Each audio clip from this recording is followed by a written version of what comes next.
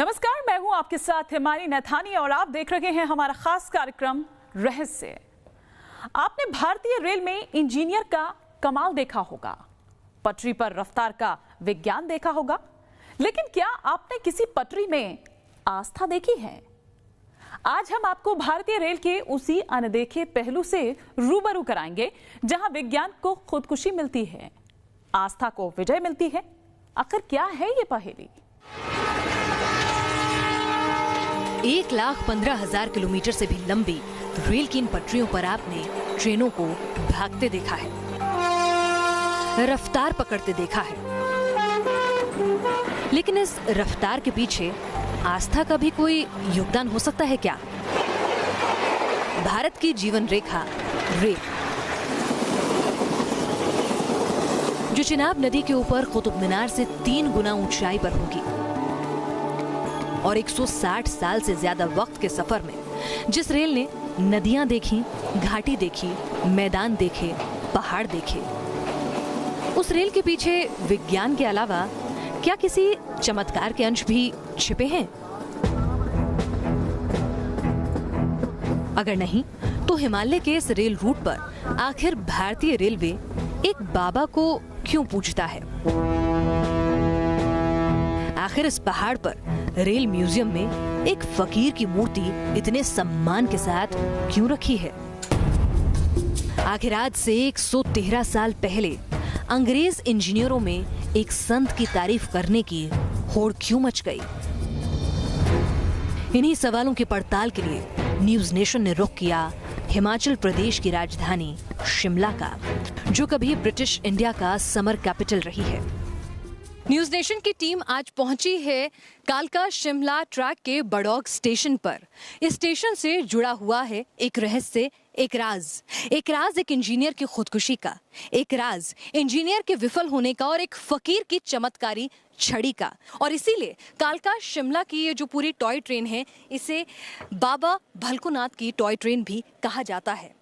इसमें कितनी सच्चाई है? क्या रेलवे के अधिकारी इस बात को मानते हैं? चलिए आज बड़ौग में करते हैं इसी की पड़ताल। हिंदुस्तान का एक ऐसा सूबा जहां रील और रियल में भारतीय रेल धूम मचाती रही है। सुकून देने वाली आबोहवा और उसमें छुक छुक की रफ्तार, जो किसी को भी अपना दीवाना बना देने के लिए काफी है। कभी कुदरत की इस खूबसूरती ने तो कभी सबसे खूबसूरत रेलवे ट्रैक ने बॉलीवुड को इस वादी में कई बार अपनी ओर खींचा है। टॉय ट्रेन की खूबसूरती ने और इस ट्रैक की खूबसूरत वादियों ने बॉलीवुड को भी हमेशा अपनी ओर आकर्षित किया है। आपको बता दें, कालका शिमला ट्रैक पर कई मशहूर गाने जो हैं वो इसी ट्रेन में और इसी ट्रैक पर शूट हुए हैं। मेरे दिल में आज क्या है गाना आपको याद होगा, तो आपको ये ट्रेन, ये ट्रैक और ये शिवालिक की शिमला जाती हुई वादियां भी याद आ जाएंगी। और जब गाड़ी बुलाती है, सीटी बजाती है, तब भी यही टॉय ट्रेन जो है पर्दे पर नजर आती है। हिमाचल प्रदेश की ये वही राजधानी शिमला है जहां हिम्मत के आगे हिमालय के टूट जाने की हकीकत दर्ज है। रेलवे का इतिहास कहता है कि समुद्र तल से 2000 मीटर ऊपर इस ट्रैक को बिछाने में हिमालय लगातार आड़े आता रहा, लेकिन शिमला को समर कैपिटल बनाने पर आमादा अंग्रेज हिमालय से भला कहां हार मानने वाले थे। और अंग्रेज ऑफिसर ने 900 से ज्यादा तीखे मोड़ वाला एक ऐसा रेलवे ट्रैक तैयार किया जो आज विश्व की धरोहर बन चुका है। इस पूरे ट्रैक पर आपको 900 से ज्यादा इस तरह के जो घुमावदार मोड़ हैं वो नजर आएंगे और कई मोड़ तो इतने ज्यादा स्टीप हैं कि 48 डिग्री के कोण पर ये जो पूरी की पूरी ट्रेन है वो मुड़ती है। तो ऐसे में किसी तरह का कोई हादसा ना हो, डिरेलमेंट ना हो, उसके लिए भी खास डिजाइनिंग जो है वो ट्रेन के कोचेस में भी की गई है। उसमें कई फैक्टर्स जो हैं कि किस एंगल पर, किस डिग्री पर ये जो ट्रेन है वो मुड़ रही है, इसका खास ख्याल रखा जाता है।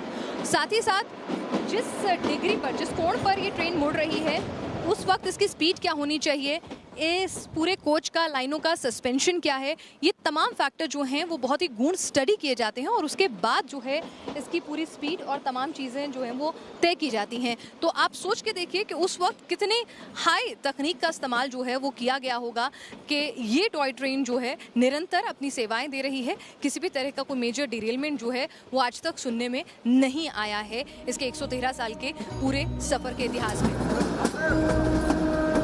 कहते हैं कि हिमालय का ये सफ़र अधूरा ही रह गया होता, हिमालय पर ट्रेन चलाने का ये सपना कभी पूरा ही नहीं हुआ होता अगर बड़ौक टनल तैयार नहीं हुआ होता।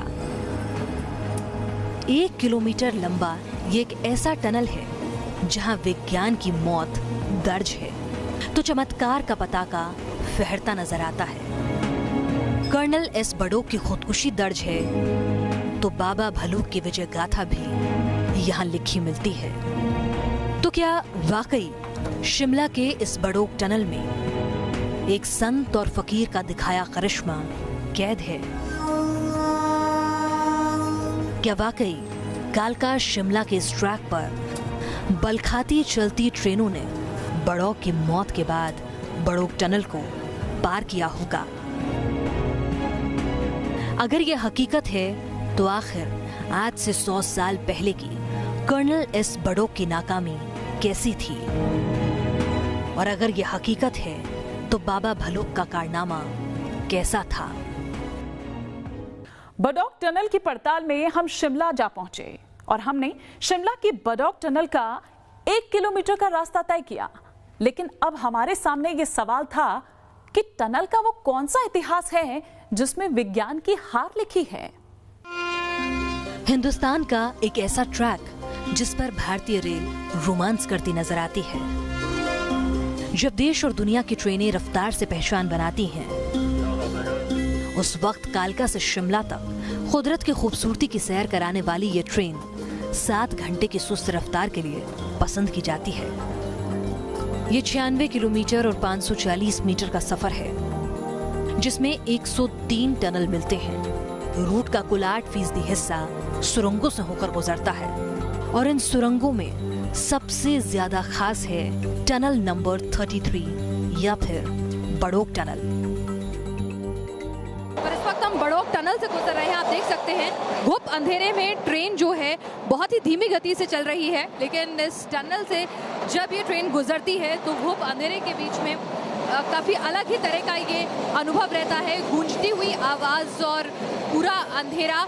यहाँ पर हालांकि गनमैन जो है वक्त पर जब भी कोई ट्रेन जो है वो गुजरने वाली होती है उससे पहले इस पूरी टनल का एहतियातन मुआयना जो है वो करते हैं और जानबूझकर यहाँ पर अभी देखेंगे आप कि ट्रेन की स्पीड जो है वो कम कर दी गई है क्योंकि इस पूरी टनल में कई ऐसे जो हिस्से हैं, बहुत ही सेंसिटिव हिस्से जो हैं वो आते हैं। जो पहाड़ियाँ जो हैं पूरी की पूरी इसके ऊपर की, वो जो है वक्त के साथ कहा जाता है कि उनकी मिट्टी जो है थोड़ी पोरस हो चली है, तो एहतियातन जो है कि बहुत ज़्यादा शोर और आवाज़ ना हो, इसीलिए आप देखेंगे कि यहाँ पर बेहद धीमी गति जो है कर दी जाती है इस टनल के आखिरी हिस्से में। तो अब हम इस ट्रैक की सबसे बड़ी टनल से बाहर निकल आए हैं। 1 किलोमीटर का ये पूरा सफ़र तय करके बड़ौक टनल का, जो अपने आप में एक इतिहास है। कहते हैं कि इस पहाड़ पर 101 सुरंगों को विज्ञान ने अपनी तकनीक से तैयार किया, लेकिन सबसे कठिन और सबसे लंबी बड़ौक सुरंग के आगे विज्ञान भी हार मान गया था। सबसे लंबी टनल बनाने, हिमालय का सीना चीरने में विज्ञान की इसी हार के बाद शुरू हुई थी बाबा भलूक की वो कहानी, जिसमें बाबा भलूक की छड़ी से दिखाए रास्ते से एक टनल के तैयार होने का दावा मिलता है। इस वक्त मैं मौजूद हूँ बड़ौक टनल नंबर 33 बड़ौक स्टेशन पर। कालका शिमला रूट पर ये स्टेशन पड़ता है और इसकी भी बेहद दिलचस्प कहानी है। अगर आप इस टनल को देखकर ये सोच रहे होंगे कि बड़ौक सुरंग इसीलिए रखा गया है कि बड़ौक नाम के व्यक्ति ने इसे बनाया है, तो ये बिल्कुल गलत है। आपको मैं इसके पीछे की, स्टेशन का नाम बड़ौक रखने के पीछे, इस गांव का नाम बड़ौक रखने के पीछे और इस टनल का नाम बड़ौक रखने के पीछे की एक दिलचस्प कहानी यहाँ सुनाना चाहूँगी। दरअसल अंग्रेज़ों ने अपने सबसे कुशल इंजीनियर कर्नल एस बड़ौक को ये काम सौंपा था कि वो कालका शिमला रूट, जो एक बेहद दुर्गम रूट था, चुनौतीपूर्ण रूट था, उसे डेवलप करें। लेकिन जब वो बड़ौक इस स्थान पर आए तो यहाँ पर उन्होंने खुदाई करनी शुरू की। एक बड़ा पहाड़ बीच में आया। अपनी इंजीनियरिंग, तमाम उपकरण, तमाम अनुभव और विचार विमर्श के बाद उन्होंने 2 सिरे खुदवाने शुरू किए। लेकिन नतीजा ये हुआ कि 8,40,000 रुपये खर्चने के बाद भी वो दोनों सिरे जो हैं वो खुद तो गए, लेकिन आपस में जुड़ नहीं सके। बीच में बड़ा पहाड़ आ गया, यानी कि वो गलत खुदाई हुई थी, गलत आकलन हुआ था। अंग्रेजों की हुकूमत का इतिहास कहता है कि एक अंग्रेज कर्नल एस बड़ौक को बड़ौक टनल तैयार करने का जिम्मा सौंपा गया था, जिसके बाद कर्नल ने हिमालय पर 2 सिरों से टनल की खुदाई का काम शुरू करा। लेकिन इस खुदाई का नतीजा कुछ और ही निकला। दोनों तरफ की सुरंगें मिली नहीं। कर्नल एस बड़ौक नाकाम हो गए और बड़ौक पर सजा के तौर पर 1 रुपए का जुर्माना लगा दिया गया। इस सजा से आहत कर्नल ने खुद को गोली मारकर खुदकुशी कर ली। अंग्रेजों के लिए घटना जितनी आहत करने वाली थी, उससे ज्यादा हैरान करने वाली थी। दरअसल बड़ौक की मौत के बाद सामने आई बाबा भलूक की सटीक इंजीनियरिंग। कहते हैं कि इलाके में चमत्कारी माने जाने वाला बाबा भलूक ने ये रास्ता अपनी छड़ से दिखा दिया और मजदूरों ने हिमालय का सीना चीरकर सबसे सीधी, सबसे सपाट, सबसे लंबी सुरंग तैयार कर दी थी। ये सुरंग जो है, अगर अपने आप में इंजीनियरिंग का टनल नंबर 33 अगर इंजीनियरिंग का बेहतरीन नमूना है, तो ये टनल अपने आप में कई रहस्य भी समेटे हुए है। मैं आपको दिखाना चाहूंगी कि जो टनल नंबर 33 है, ये 1 किलोमीटर से ज्यादा लंबी है, लेकिन फिर भी आप देखिए कि ये सीध में है। वहां आपको इस टनल का एक छोर दिखेगा, आप देखिए बिल्कुल दूसरी सीध में आपको दूसरा छोर जो है वो भी नजर आ जाएगा। पहाड़ों पर जहां घुमावदार रास्ते होते हैं, वहां पर ऐसी सपाट, इतनी लंबी सुरंग मिलना बहुत मुश्किल होता है। तो इंजीनियरिंग के लिहाज से ये रास्ता मिल पाना अपने आप में बेहद कठिन और चुनौतीपूर्ण था। यूं तो चमत्कार के ऐसे किस्सों का कोई अंत नहीं, लेकिन भारतीय रेल के इतिहास में बाबा भलूक का चमत्कार एक ऐसा चमत्कार बन गया जिसके आगे अंग्रेज नतमस्तक होने का प्रमाण छोड़ गए।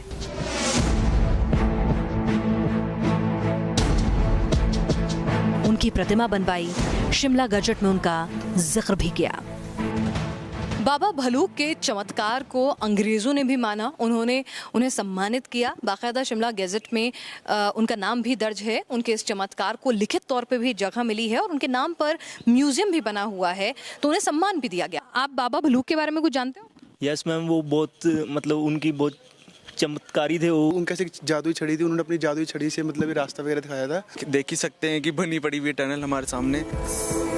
एक ऐसी घटना और एक ऐसा प्रमाण जो शायद विज्ञान के लिए पहला और इकलौता है।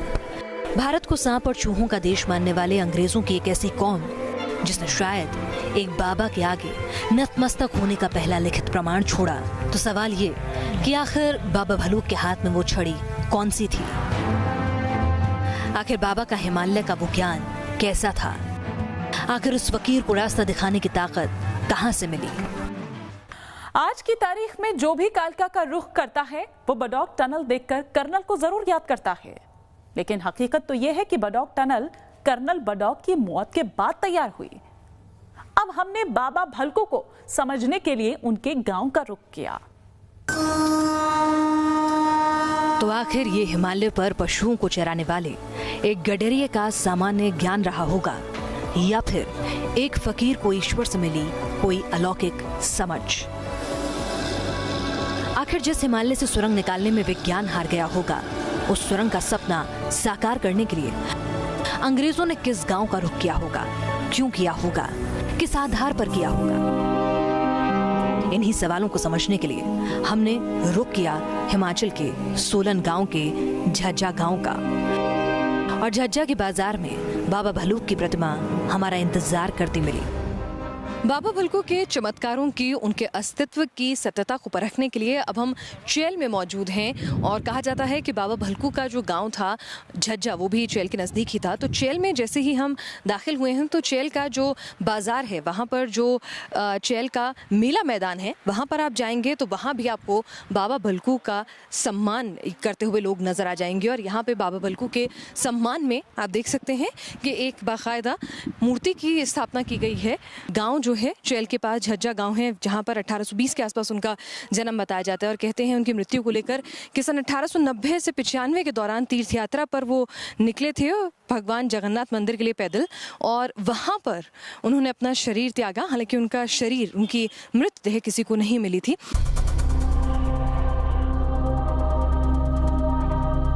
कहते हैं कि झाझा की इन्हीं गलियों में कभी बाबा भलूक का बचपन बीता।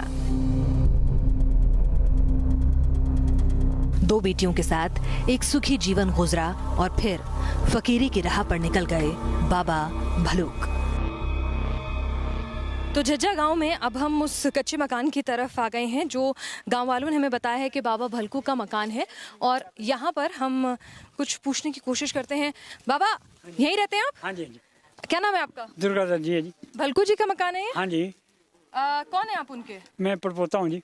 जी देखिए, बिल्कुल। तो अब इन्होंने हमें ये सबूत भी दिया है कि ये बाबा भलकू के परिवार से ही हैं।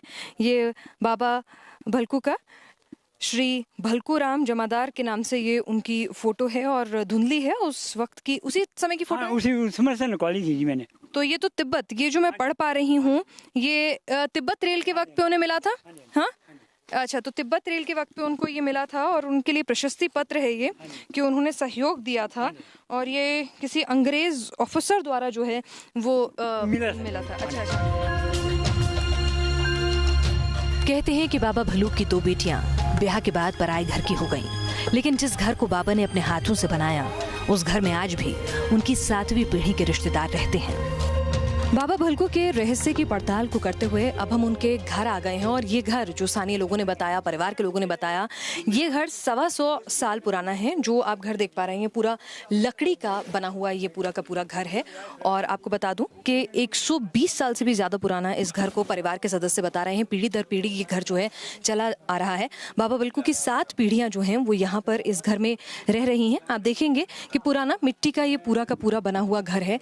किस तरह से वो किवाड़ जो है, पुराने जिस तरह के किवाड़ हुआ करते थे, आज भी परिवार के लोग जो हैं इसी घर में रहते हैं, और बहुत ज़्यादा इसे मरम्मत की ज़रूरत नहीं पड़ी है। हालांकि जिस तरह से परिवार जो है वो बढ़ता चला गया, उस हिसाब से घर जो है एक पक्का घर पीछे भी बन गया है, और उनकी पिछली 7 पीढ़ियां यहीं रही हैं इस घर के अंदर, और बाबा भलकू ने खुद अपने हाथों से इस घर को बनाया था। बाबा भलूक ने अगर अपने परिवार को ऐसा घर दिया जिसमें 7 पीढ़ियों तक कोई दरार तक नहीं आई, तो हिंदुस्तान को एक ऐसी सुरंग दी जिसका टेस्टिमोनियल आज भी परिवार को फख्र का एहसास कराता है। तो बाबा भलकू के चमत्कारों को अंग्रेजों ने न सिर्फ सम्मान दिया, बल्कि उनके सम्मान में किस तरह से जो तमाम टेस्टिमोनियल्स लिखे गए थे, बाकायदा उसको एक बुकलेट की शक्ल भी दी थी। ये 1878 की बुकलेट है, हिल रोड डिवीजन की, और उनके सम्मान में यहाँ पर जो तमाम इंजीनियर्स उनके साथ कार्यरत थे, उनकी आप देख सकते हैं कि उन्होंने पूरा बाकायदा टेस्टिमोनियल्स ऑफ भलकू करके ये पूरी एक बुकलेट तैयार की, जिसमें उनके साथी जो इंजीनियर जो रहे थे उन्होंने किस तरह का उनका योगदान रहा था। वो वहाँ पे मतलब वो घर में ना बहुत कम रहते थे। वो यहाँ खेत है जो नीचे वहाँ पे बैठे होते थे, आज अपने समाधि में लीन रहते थे। घर पे बहुत कम रहते थे वो, या तो नीचे बैठते थे या फिर घर के पीछे यहाँ पे केले का पेड़ है उसके नीचे बैठते थे। तो क्या वाकई अगर एक फकीर के दर तक अंग्रेज ना पहुंचे होते तो हिंदुस्तान को सबसे कठिन सुरंग ना मिली होती? क्या वाकई अगर एक संत ने रास्ता ना दिखाया होता तो हिमालय की हेरिटेज ट्रेन को रास्ता ना मिला होता? क्या वाकई अंग्रेजों के गुलामी के दौर में भलूक बाबा की चमत्कारी दृष्टि के आगे विज्ञान भी बौना निकला? ये कहानी है एक चमत्कार के सबसे प्रामाणिक दावे की, क्योंकि सुरंग बनाने का अंग्रेजों ने सबसे लिखित दस्तावेज छोड़ा है। लेकिन एक सवाल अब भी बाकी था। सवाल ये कि अगर बाबा भलकू वाकई चमत्कारी थे तो उन्होंने कहीं और ये चमत्कार क्यों नहीं दिखाया? अगर बड़ौक के टनल नंबर 33 में एक बाबा का चमत्कार छिपा है तो ऐसा चमत्कार कहीं और भी दिखता है। अगर बाबा भलूक ने एक छड़ी दिखाकर विज्ञान की इंजीनियरिंग को सामान्य इंजीनियरिंग से सुलझा दिया तो ये समझ कहीं और भी दिखती है क्या?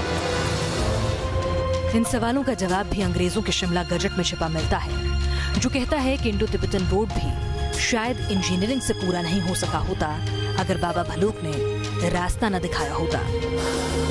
तो सतलुज पर पुल भी न बना होता अगर एक फकीर ने 31 सिक्कों का टोटका ना कराया होता। बांगतू पुल है जो, और शाम को जब वो चढ़ाई करके चला जाता था तो सवेरे को पुल के जो पत्थर थे डंगा जो वो नदी उसको ले जाती थी। तो जब कत्ती से खचरे के सिक्के डाले तो उसके बाद उन्होंने मिस्त्री को कहा भी चलो आप पत्थर लगाओ पाली वाली साइड। उन्होंने पत्थर लगाया और उसके बाद वो पुल जो है तैयार हुआ। चमत्कार था ये। अंग्रेजों ने तो एक संत का लोहा माना है। हिंदुस्तान का रेल विभाग भी एक फकीर का नाम आज भी बड़े अदब से लेता है, उनके चमत्कार पर मोहर लगाता है। उस टाइम के इंजीनियर थे, उन्होंने भी बाबा भालकू के बारे में लिखा है कि अगर बाबा भालकू नहीं होते तो उनको शायद ये सेक्शन बनाने में काफ़ी दिक्कत होती और उनका जो योगदान इसमें रहा है उसको बुलाया नहीं जा सकता। ये उनका कथन है। तो ये इंजीनियर्स ने लिखित में दिया, ये लिखित चमत्कार को माना है। जी, ये लिखित में है और हमने इसको बाबा भालकू में शोकेस भी किया है इस चीज़ को। तो बाबा भालकू एक चरवाहे थे जो कि भेड़ बकरी चराया करते थे और उनके हाथ में छड़ी रहा करती थी। और क्योंकि इस पूरे रूट के अंदर जो है काफ़ी ज़्यादा उनको इसके बारे में पता था और जो लोकल्स कहते हैं कि उनके पास सुपरनेचुरल पावर्स भी थी। तो उसके चलते जो है इंजीनियर्स को, ब्रिटिश इंजीनियर्स को जहाँ भी कुछ दिक्कत आई इस रूट को बनाने के अंदर, उन्होंने हमेशा उनसे सलाह ली और उनकी सलाह पे जो भी रूट बनाया गया वो बिल्कुल एकदम ठीक बना। अगर रेल में चमत्कार के दावों पर मोहर मिलती है तो शिमला में 100 साल बाद भी बाबा भलूक के किस्सों की भरमार मिलती है। इन्हीं कहानियों के बीच एक ऐसी कहानी भी मिलती है जिस पर यकीन करना मुश्किल होता है तो खारिज करना और भी मुश्किल हो जाता है। इन तमाम चीजों का निचोड़ यही निकलता है कि अगर एक अनपढ़ साधु संत अगर वाकई वो इस तरह की काबिलियत रखता है कि इंजीनियरिंग जो है बड़ी से बड़ी तकनीक, इंजीनियरों का अनुभव, मशीन अगर उस शख्स के आगे फेल हो जाती हैं, अगर उसका व्यवहारिक ज्ञान जो है वही रास्ता दिखाता है, चाहे फिर वो इंडो तिब्बत रोड रूट हो या फिर वो कालका शिमला का रेलवे ट्रैक हो, तो कहीं ना कहीं कुछ तो दिव्य शक्ति या फिर अलौकिक ज्ञान उस शख्स में मौजूद है ही। कोई नहीं जानता कि एक संत का सामान्य ज्ञान रहा होगा जिसने हिमालय में रास्ता ढूंढ लिया होगा, या फिर विज्ञान के उपकरणों की सीमा रही होगी जिसने उसे विजयी बना दिया होगा। ये कोई नहीं जानता कि बड़ौग सुरंग बनाने के लिए एक संत का छड़ी दिखाना एक श्योर शॉट तरीका रहा होगा या फिर एक तुक्का जो सटीक बैठा होगा। लेकिन हकीकत यही है कि खोज और अनुसंधानों पर स्थानीय ज्ञान सदियों से भारी पड़ते हैं और शायद यही वजह है कि बड़ौग सुरंग बनाने में एक इंजीनियर पर बाबा का ज्ञान भारी पड़ा। एक हताश कर्नल के आगे एक फकीर का आत्मविश्वास हावी रहा। तो ये थी इंसान के ईश्वर बन जाने के दावे की पड़ताल। इसमें एक सच्ची घटना भी है तो चमत्कार के दावे भी, जिसे हकीकत और फसाने के तराजू पर नहीं तौला जा सकता। हमारी आज के इस खास पेशकश में फिलहाल इतना ही। आप देखते रहिए न्यूज़ नेशन।